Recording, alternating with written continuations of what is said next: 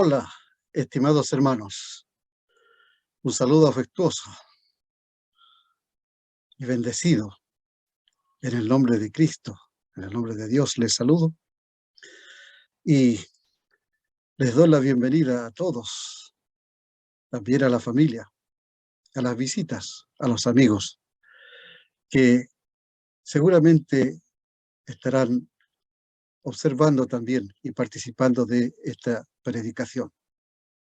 Hoy domingo 10 de abril del año 2022, voy a hablarle acerca de las misiones del Evangelio en marcha, basado en Hechos capítulo 13 del 1 al 3, que dice así: había entonces en la iglesia que estaba en Antioquía profetas y maestros. Bernabé, el que se llamaba Niger, Lucio de Cirene, Manaén, el que se había criado junto con Herodes el tetrarca, y también Saulo. Ministrando estos al Señor y ayunando, dijo al Espíritu Santo: apartadme a Bernabé y a Saulo para la obra a que los he llamado. Entonces, habiendo ayunado y orado, les impusieron las manos y los despidieron. Desde la venida del Espíritu Santo en Hechos capítulo 2 hasta el capítulo 12, el escritor del libro, Lucas, se enfocó en la vida de la iglesia y en el ministerio de Pedro. Desde el capítulo 13 en adelante, su enfoque será en las misiones con la vida de Pablo. Con Pedro, el Evangelio fue pregonado en un marco local o regional. Con Pablo será más general y más global, con énfasis en ir al pueblo gentil. Desde Antioquía, como un salto de trampolín, comenzaron las misiones dirigidas a todo el mundo. Esa es la descripción que encontramos en estos versículos de Hechos 13 del 1 al 3 y que vamos a comentar a continuación. Lo primero que se menciona aquí es los líderes que había en la iglesia. Dice, había entonces en la iglesia que estaba en Antioquía profetas y maestros. Bernabé, el que se llamaba Niger, Lucio de Cirene, Manaén, el que se había criado junto con Herodes el tetrarca, y Saulo. Había, dice el versículo, profetas, y eran los predicadores de la palabra de Dios. Pablo en Corintios, primera carta, capítulo 12, 28, dice: y aún nos puso Dios en la iglesia, en primer lugar apóstoles, luego profetas, los terceros maestros, luego los que hacen milagros, después los que sanan, los que ayudan y los que administran. Están mencionados allí en los dones a la iglesia, y están los que ministran, ¿cierto? Los que hacen la labor de maestros y profecía. Efesios 2:20 dice, edificados sobre el fundamento de los apóstoles y profetas, siendo la principal piedra del ángulo Jesucristo mismo. Así que había profetas. También dice que había maestros. Y los maestros eran los encargados de instruir a la iglesia, educar a la iglesia, enseñar a la iglesia. Según Hechos capítulo 18, 24 al 26, la escritura dice, llegó entonces a Éfeso un judío llamado Apolos, natural de Alejandría, que era un varón elocuente, poderoso en las escrituras.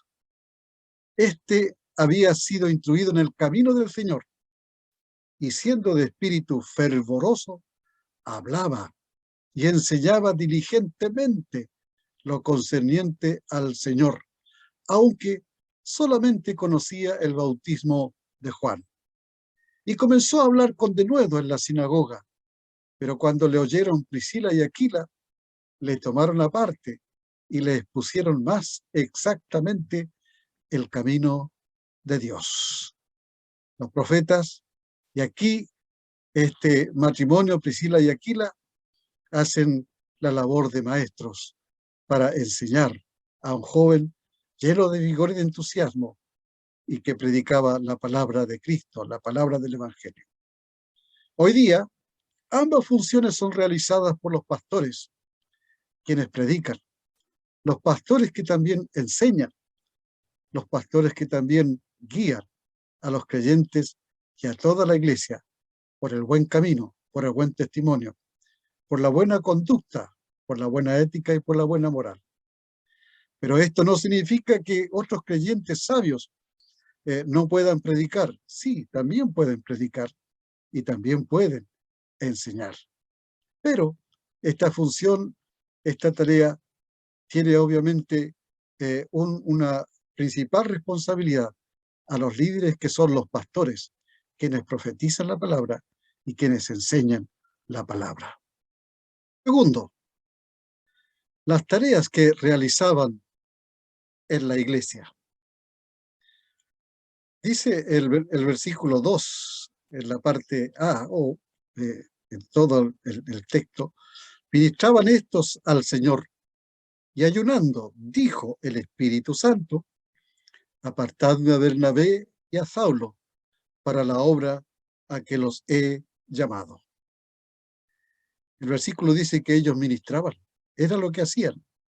Esta palabra deriva de ministrar, y una de las connotaciones de ministrar aquí es realizar servicios espirituales. Eran dedicados a ministrar a los hermanos en relación con la enseñanza, la predicación, y ministraban en otros servicios de acuerdo a las necesidades de la iglesia, de los hermanos. Estaban dedicados a la oración, en el estudio de la palabra y a la enseñanza de ella. He leído yo tiempo atrás de un lema que dice: si conoces la Biblia, ven y enseña. Si no la conoces, ven y aprende.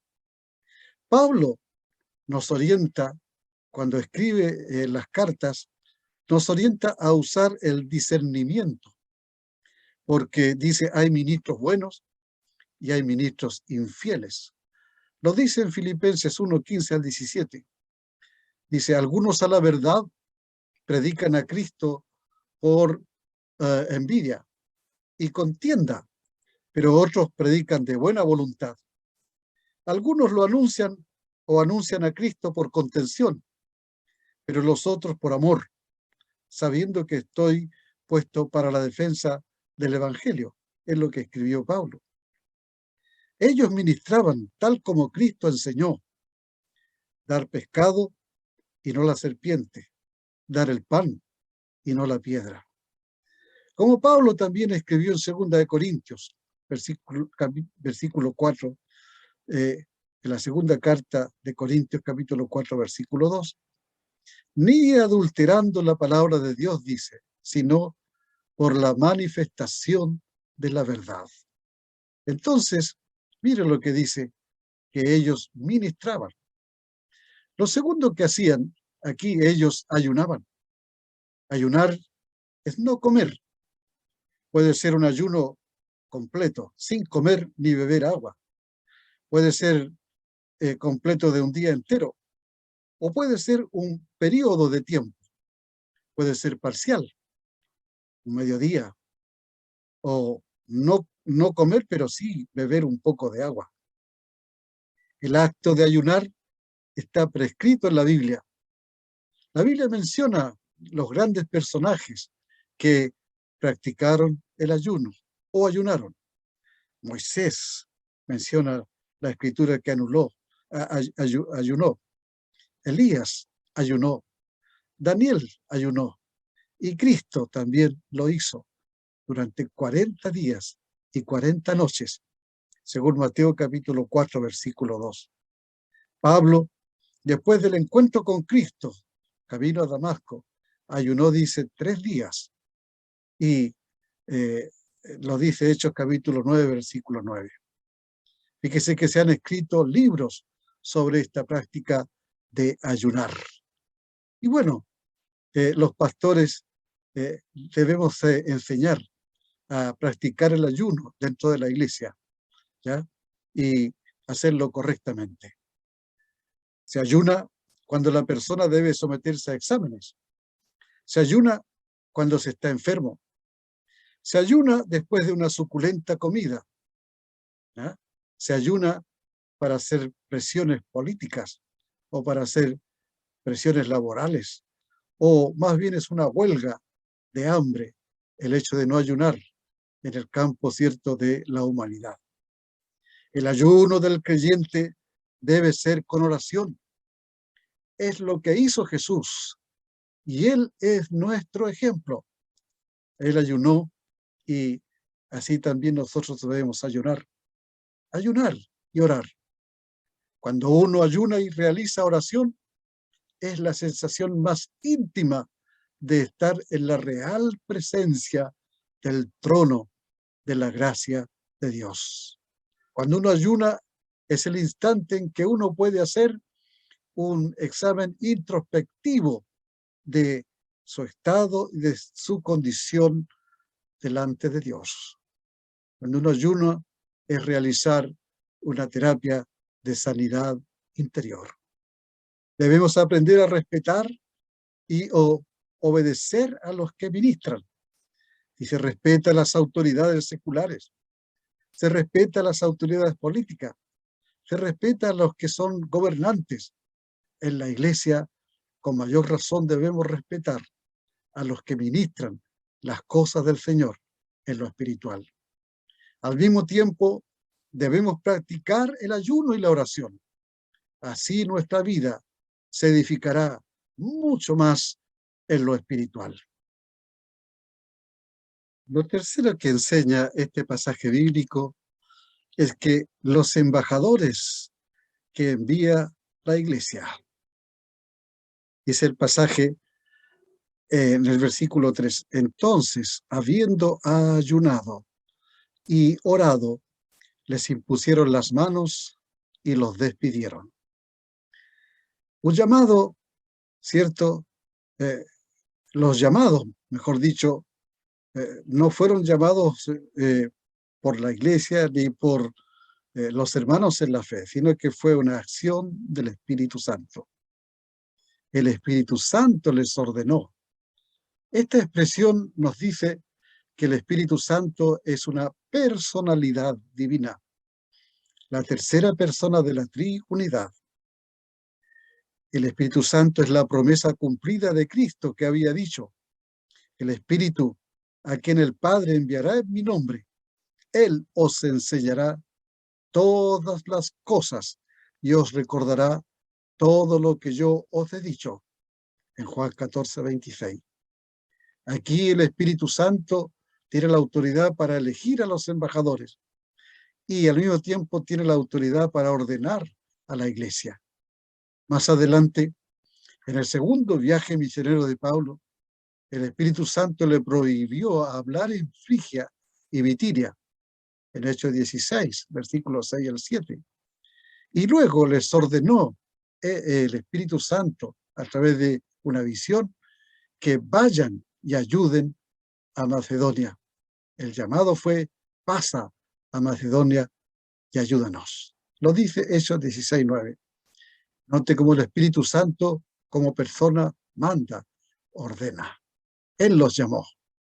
Los enviados fueron emitidos o fueron designados como embajadores de Cristo por medio de la iglesia o por parte de la iglesia. La iglesia recibe el mandato de Dios por medio del Espíritu Santo. Entonces Bernabé y Saulo son investidos con la autoridad espiritual, que es la imposición de las manos, y luego ellos fueron enviados. Ahora van investidos del poder y la autoridad de Dios, con las herramientas para llevar el mensaje de esperanza a los corazones que están sin Dios, sin esperanza, sin la salvación en su vida. Cuando Pablo, el embajador y misionero, escribió a las iglesias que él mismo estableció o que otros la fundamentaron, la radicaron en distintos lugares, él escribió cartas para apoyarles en su desarrollo, en su crecimiento, en su madurez espiritual. Y una de las frases emblemáticas que escribió Pablo en relación con las misiones está registrada en 1 Corintios 9:16, donde dice: pues si anuncio el evangelio, no tengo por qué gloriarme, porque me es impuesta necesidad, y ay de mí si no anunciare el evangelio. Así es que los embajadores fueron elegidos por el Espíritu Santo, y luego la iglesia, en ayuno y oración, le impuso las manos y fueron enviados, porque ahora iban con el poder del Espíritu Santo, con el poder y la presencia de Cristo en sus vidas, en sus corazones, para compartir esta palabra por todo el mundo que se le pusiera por delante, por toda persona que encontraran y que no tenían conocimiento del perdón y de la salvación por medio de la obra de Cristo el Señor. Permítame concluir esta palabra con las siguientes expresiones. Tal vez usted no sea llamado a ser embajador. Tal vez usted no sea llamado por el Espíritu Santo para ser un misionero, pero puede ser un buen maestro ministrando la enseñanza u otros servicios dentro de la iglesia. O puede que no sienta el llamado para predicar en otros lugares, pero puede hacer misiones en el lugar donde vive, realizando una evangelización de círculos concéntricos que se llama, comenzando con la familia, luego los vecinos y después la comunidad. El primer círculo es la familia, el segundo círculo exterior son los vecinos y el tercer círculo es la comunidad. El cuarto, podríamos agregar todo el mundo entero. Recuerde esta frase: hay quienes pueden hacer la obra, realizar misiones, pero no quieren. Y están los que quieren hacer la obra misionera, pero no pueden. Hay muchos enfermos, baldados, ¿cierto? Algunos que son impedidos por situaciones físicas. Quieren hacerlo, pero no pueden hacerlo. Pero usted es una persona que, con la presencia del Espíritu en su vida, debe ser la persona que puede y también quiere. Y porque quiere, también puede. Puede orar y puede ofrendar para que el Evangelio llegue a todo el mundo. Espero que Dios le ayude de alguna manera con la presencia del Espíritu en su vida, con la salvación en su corazón. Que así sea. Amén. Dios nos bendiga y será hasta el próximo domingo, Dios mediante. Amén.